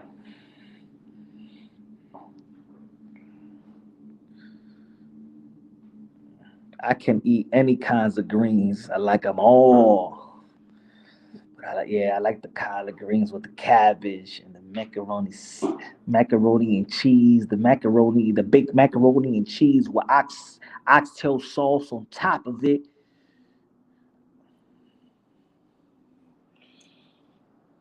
But yeah. But folks, man, I'm gonna let y'all go, man. Getting kind of late. I'm getting kind of hungry. Then I'm out. Thank you for the people that tuned in today. Hopefully you have a good night wherever you are in the West Coast, East Coast. Um, got kiddos. The kiddos go to school tomorrow and stuff like that. You already know, man. God first, everything second, man. Thank you for the people that tuned in. Smash the like button. Also, the donations. Shout out to Charles of the Cheese. Shout out to La Reina de Boxeo, Jackie Hernandez. Shout out to all the members, man. God bless you. You know, like God is good. God is great. Prayers go out to the Palestinians, my Palestinian people. You know what I'm saying? Shout out to the people out there in the Middle East. Hope everything is good. And for the people that want to blame religion into this, man, nah, it's not religion. God is good. God is great. Some people make religion. They go against people within their respect their religion. Go against the will of God. And I know a lot of people sometimes look at religion and they be like, "Oh, I'm not gonna religion. It's religion." Nah, man, just see God. Have God in your heart. That's what I always say. I never say go be a Muslim, go be a Christian. I always say have a personal relationship with God. You know what I'm saying? Because all these religious folks, there's a lot of hustlers out there, and they don't really follow what goes in scripture and things of that nature. But hopefully everything is good out there, man. It's unfortunate the thing that's happening out there, but prayers up. Love y'all. God bless. And on to the next.